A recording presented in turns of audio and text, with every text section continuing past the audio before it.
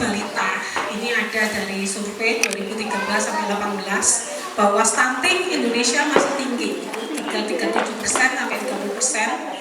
Untuk yang normal standarnya berapa? Kemudian obesitas juga ada antara 11, 19 sampai 60. Ini dari sumber Riskesdas 2013 sampai 2018. Jadi kalau gagal tumbuh itu bisa kurang gizi atau lebih gizi, ya. Normal itu yang bagus, tapi kelebihan juga merupakan gagal tumbuh, ya, tumbuh kembangnya. Lanjut. Nah ini jadi semua di sini ada banyak angka kematian bayi dan sebagainya. Saya menggarisbawahi ini prevalensi stunting atau istilahnya pendek itu sekitar 19%. Ini dari RPJM 2020 sampai 2024. Lanjut. Nah, apa itu stunting? Stunting adalah kondisi gagal tumbuh. Jadi kekurangan gizi kronis, jadi lama. Jadi simulasi psikostal dari paparan infeksi berulang. Utamanya 1000 hari pertama kehidupan. 1000 hari pertama kehidupan. Lanjut sayang. Atau istilahnya bisa perawakan pendek. Lanjut dibandingkan sama seusianya. Jadi dia memiliki panjang kurang dibanding dengan umur. Jadi stunting bukan berat badan sama usia, tapi berat badan tinggi badan dibanding usia, ya. Lanjut. Nah, nanti ciri-cirinya ada sendiri. Lanjut. Nah, jadi kerangka konsep untuk malnutrisi itu ada 4 penyebab langsung, tidak langsung, utama, dan akar masalah. Jadi penyebab langsungnya itu kondisi gizi yang jelek. Jadi baik ibu maupun bayinya itu kondisi gizinya jelek, disertai ada infeksi penyakit. Kemudian yang tidak langsung, kesediaan pangannya tadi di rumah tadi belum terpenuhi dengan baik, cara untuk ibu mengasuh bayinya juga kurang baik, pelayanan kesehatannya juga kurang memadai, sehingga penyebab utamanya adalah kemiskinan, pendidikan yang kurang, dan kesediaan pangan yang kurang. Itu merupakan krisis ekonomi dan politik yang ada. Seperti itu. Lanjut. Jadi ini mulai tadi juga ada angka-angka. Harapannya dari stunting akan masalah pertama dulu pada saat prakonsepsi. Nah, nanti dimulai dari remaja.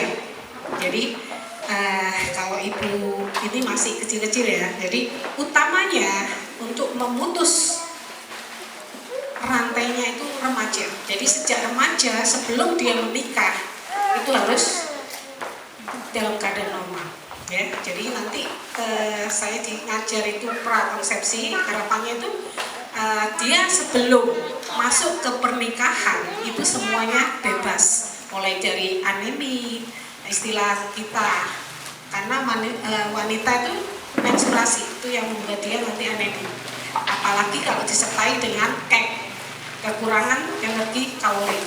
Itu ada 4 gejala itu. Nomor 1 IMT kurang dari 19, kemudian ada anemi, lila kurang dari 23,5, kemudian BB kurang dari 40 kilo. Jadi harapannya kalau sudah menikah itu semuanya tidak terjadi. Jadi sekarang pun di setiap puskesmas saya tahu sudah ada itu, sebelum menikah itu sudah ada konseling. Jadi ini kurang ini diajarin. Jadi ada juga nanti pemeriksaan fisik dan sebagainya. Itu pelajaran dini. Kalau mau masuk itu D3 belum diajari, nanti ada khusus prakonsepsi sama menopause, itu ngajarin Pak saya di sini. Jadi benar-benar kualitas. Setelah itu baru menikah. Jadi benar-benar disiapkan supaya tidak stunting anaknya. Kemudian mulai lanjut, kemudian nikah, setelah itu hamil harus ikut kelas ibu hamil, ANC terpadu minimal 6 kali pertemuan, dan kelas ibu hamil, ya. Jadi di situ ibunya harus teratur periksa sesuai dengan anjuran Bu Bidan, ya. Jadi seperti itu. Kemudian waktu bersalin itu harus harapannya juga di petugas kesehatan bersalinnya IMD dengan setelah IMD 6 bulan itu harus di TTI secara orderman, artinya sesuai keinginan bayi. Setelah itu baru nanti memberikan makanan tambahan.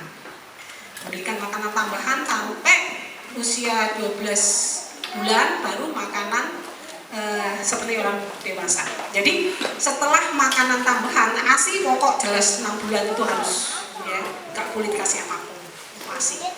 Makanya ibunya yang harus makan yang bagus. Kemudian baru selanjutnya pemberian makanan tambahan itu harus nanti saya kasih contoh. Teorinya banyak, mau yang ini, pokoknya itu. Yang mau praktek silakan, yang masih muda, bukader dan apa mencari untuk butuhnya untuk apa silakan. Nanti minta, saya nggak tahu nanti kirim ke Bu Nining atau silakan, itu banyak materi saya untuk makanan-makanan olahan itu. Kemudian setelah itu baru sampai 2 tahun, jadi 1000 hari sejak di dalam kandungan sampai anaknya 2 tahun itu masa kritis karena otak bayi itu terbentuk setelah 2 tahun. Jadi anaknya gitu pandai apa enggak itu sejak hamil sampai 2 tahun. Lain-lainnya nanti ada sendiri. Jadi mata krisis itu 1000 hari. Ya, jadi benar-benar ibu hamil harus benar-benar siap supaya anaknya bebas dari kurang gizi. Apalagi istilahnya KEP seperti itu. KEP masih tinggi untuk remaja 46,6, untuk ibu hamil 24,2. Lanjut. Ini penyebabnya, ya. Jadi pengasuhan yang tidak baik, kurangnya akses makanan, terbatasnya layanan kesehatan, kemudian kurangnya akses ke air bersih dan sanitasi. Jadi kalau kenapa sih air bersih juga pengaruh kalau ibunya memberikan makanan misalnya pada saat PMT-nya itu airnya kurang bersih atau mungkin sudah mulai dikasih susu kurang bersih, menyebabkan diare dan sebagainya. Nah itu makanya kalau bayi itu memang 6 bulan pertama jangan sakit, tapi setelah 6 bulan, nah kalau kurang bersih, kurang pas memberikan makanan bisa menyebabkan penyakit, ya, bisa diare, bisa tipes, bisa banyak hal yang membuat sanitasi kotor tadi. Lanjut.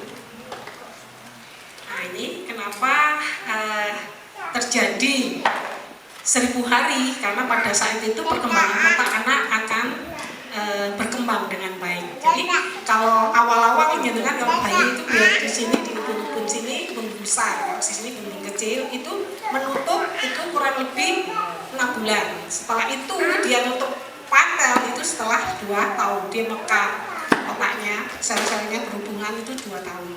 Ya, makanya perlu untuk otaknya bertumbuh dengan baik dengan makanan yang berkualitas. Lanjut saya. Ini dampaknya ada jangka pendek, ada jangka panjang. Jadi terganggunya jangka pendek, terganggunya perkembangan otak, kecerdasannya, tumbuh kembangnya, dan metabolisme dalam tubuhnya. Kalau jangka panjang ini bisa menurunkan kemampuan berpikir dia, jadi tidak pintar, dia imunitasnya tidak baik, kemudian muncul penyakit-penyakit diabetes, obesitas, jantung, dan kanker bisa. Jadi sejak kecil sudah ada seperti itu. Lanjut saya. Ini intervensi gizinya, fisiknya harus bagus. Ada yang spesifik, ada yang sensitif untuk pemberian gizinya. Jadi 1000 hari pertama itu memberikan gizi dicatat dalam waktu reaksi pendek. Kalau yang sensitif itu ada kita kerjasama dengan lintas di luar sektor, kemudian masyarakat. Nah, ini tidak untuk yang 1000 hari. Lanjut. Nah ini sudah saya jelaskan. Jadi mulai dari bagaimana untuk intervensinya, jadi kelompok 1000 hari, tadi dilakukan oleh orang sektor kesehatan ini berkontribusi 30%, mulai dari ibu menyusui 0 sampai 6 bulan. Kemudian sasarannya bayi-bayi usia 7 sampai 23 bulan. Ini jadi mendorong perusahaan pemberian ASI, kemudian menyediakan obat cacing, kemungkinan juga ada cacing maka 6 bulan sekali berikan obat cacing, kemudian memberikan suplemen zinc, melakukan fortifikasi zat besi, itu yang terjadi pada 7 sampai 23 bulan. Kemudian yang ibu hamil harus ikut ANC terpadu sehingga dia terpenuhi zat besinya, zat folatnya, tidak kekurangan yodium, juga bisa untuk menanggulangi cacing, melindungi ibu dari malaria. Tapi malaria itu sudah bebas. Malaria banyak di Papua, di Jawa nggak ada malaria. Di Papua yang paling banyak di hutan-hutan. Yang penting anaknya dikasih makanan yang bervariasi. Kalau anak kurang gizi, pastinya dia tidak cerdas, pertumbuhannya terhambat, kemudian ada stunting pendek, anaknya menjadi lemah, mudah sakit, kemudian anak sulit untuk mengikuti pelajaran. IMD, kemudian ASI eksklusif, pemberian makanan, imunisasi, dan pemberian vitamin A.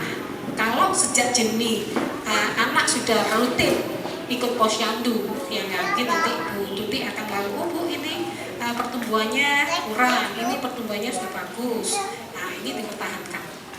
Untuk ibu kader, saya harap ini pengalaman saya waktu kecil anak saya ini, Petrus. Dulu memang dia terlalu over, lahir itu 4 kilo sakon.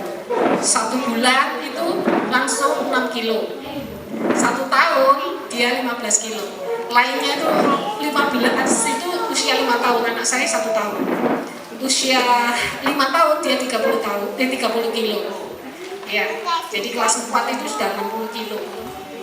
Kemudian bertahan. Kemarin lulus SMA itu 83 kilo. Kuliah turun ibu. Mama saya nggak mau gemuk. Pada waktu balita itu kan selalu gemuk. Yang ngantar ke posyandu rewan saya. Langsung dimarahin. Bilang sama juragan langsung kayak gitu. Ini di awang-awang ini terlalu tinggi. Jadi langsung gitu. Nah itu jadi ibu kader apapun masalah di sini, kita jangan membuat suatu justice atau nggak nyaman di telinga. Dia langsung, Bu, saya dimarahi sama ibu kadernya saya, katanya terlalu tinggi di awang-awang ya. Saya nggak mau, dari nanti nggak mau, sudah nutup. Kita kan kerja jadi ngantor ke sana, jadi nah seperti itu. Jangan harap saya ngomongin kurang, cacian dan sebagainya membuat dia nggak nyaman. Jadi apapun keadaannya, kita kasih sih kalau kita diajari etika dan sebagainya, tetap menghargai ibu, ya maaf dan sebagainya boleh. Ini kurang gizinya dan sebagainya. Jangan membuat dia marah karena lidah itu bisa seperti silar, membuat dia nggak nyaman. Kemudian gampang lagi itu susahnya. Jadi pengalaman saya, rewan saya nggak mau seperti itu karena obesitas anaknya. Seperti itu harapan saya. Karena bisa diperbarui. Ternyata anak saya sekarang nggak gemuk ya. Sudah dewasa, dia sudah memilih untuk, Bu, kan nyaman saya. IMP saya normal berapa, dia sudah tahu. Kamu namanya mana? Dan ini sesuai tinggi. Akhirnya dia bisa turun sendirian. Setelah kuliah dia